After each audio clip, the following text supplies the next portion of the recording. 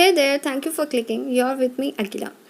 And in this video, we are gonna look at occlusion rims, its uses, and how they are fabricated and all. So let's begin. Definition is occluding surfaces fabricated on interim or final denture basis for the purpose of making maxillomandibular relation records and arranging teeth. These are also called as record rim. The purpose of these occlusion rims are to establish and record maxillomandibular relationships and arranging the artificial teeth, and it assists in determining the length and width of artificial teeth, midline of arch, and proper lip support. Next, moving on to dimensions of standard occlusion rims. The maxillary rim dimensions are: the anterior height is 20 to 22 mm and it is measured from the highest portion of the labial flange. The portion behind the lips is called labial flange and behind the cheeks is called buccal flange. And the anterior width is 4 to 6 mm. Here we can see it is 4 to 6 mm. And the posterior height should be 16 to 18 mm and it is measured from the highest portion of the buccal flange.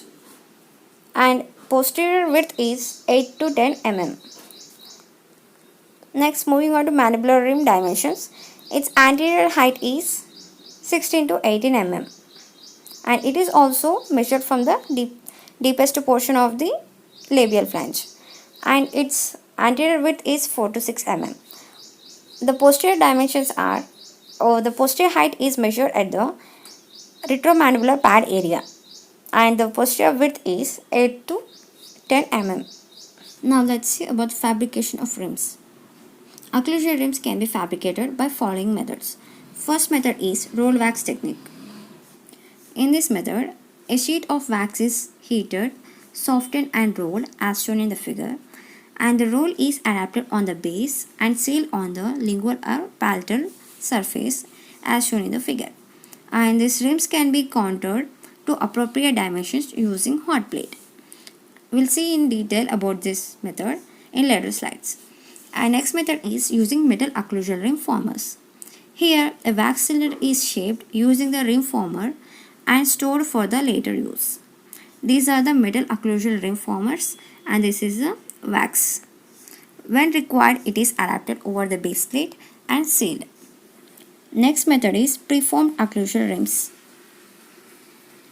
These are the preformed occlusion rims are available commercially and they are adapted over the record basis and shaped. Now let's see about the roll wax technique in detail. The armamentarium required is, we need a mandible and a maxillary cast with the denture bases, a hot plate, the wax sheet, metal scale, a marker pen, wax carver, wax knife, etc. And there are some guidelines have to be followed before adapting the wax. 3 guidelines on the mandibular edentulous cast are marked. They are the retromandibular pad area. It is divided into 3 parts: anterior 1/3, middle 1/3 and posterior 1/3. The height of the mandibular posterior occlusion rim should be at the level of the junction of anterior 2/3 and the posterior 1/3. And second guideline is the posterior extent of the mandibular rim should be limited to the anterior aspect of the retromandibular pad area. And the crest of alveolar ridge is marked and it is extended posteriorly and anteriorly, which serves as a guideline for fabrication of the occlusion rim. The width of the posterior occlusion rim should be equidistant on either side of the crest of the ridge. Now the guidelines on the maxillary cast are: the maxillary tuberosity is marked and the anterior border of the tuberosity on the land area of the cast is marked. This is the anterior border of the tuberosity. That is the posterior extent of maxillary occlusion rim. And mark the incisive papillae. Mark the midline of the cast by connecting the midline raphe, incisive papillae and the labial frenum. Extend this line to the land area of the cast. Draw a perpendicular line to the midline through the center of incisive papillae and extend it to the land area. This is called CPC line, canine papilla, canine line. CPC line determines the position of canine during teeth arrangement. And now let's see the fabrication of the maxillary rim. First step is wax sheet is softened over the burner, then rolled into a cylinder uniformly without trapping air between layers. Now softened rolled wax is positioned on the maxillary cast from one posterior end along the arch from to the other end. The adapt from the labial sulcus to create desired height. The rim should be wider posteriorly compared to anteriorly. Make sure maxillary rim should have 15 degrees labial inclination so that a thrust is given from the palatal aspect of an anterior rim. The posterior extent of the maxillary occlusal rim should be short of maxillary tuberosity.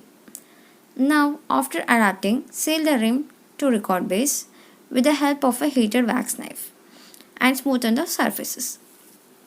The posterior extent of rim is cut to give a slope. Now measure the height anteriorly and posteriorly. If they are more than required, reduce them with the heated hot plate in this way. And reduction should be uniform. Finally, the corrected maxillary occlusal rim is ready. Now let's see the fabrication of the mandibular rim. It is similar to that of maxillary rim. First, the wax sheet is softened and then rolled into a cylinder uniformly, and it is adapted on the denture base. And the width of the posterior occlusal rim positioned equally on the either side of the crest of the ridge. And the posterior extent of mandibular rim should be anterior border of the retromandibular pad area. Now after adapting, seal the rim to the record base with the help of a heated wax knife and smooth the edges and the surfaces. Finally, the corrected mandibular rim is ready. When finished, maxillary and the mandibular occlusal rims are placed together. The maxillary rim should overlap mandibular rim labially and buccally. So I hope this video is helpful for you. I will be back soon with the new lesson. Till then, take care. Bye.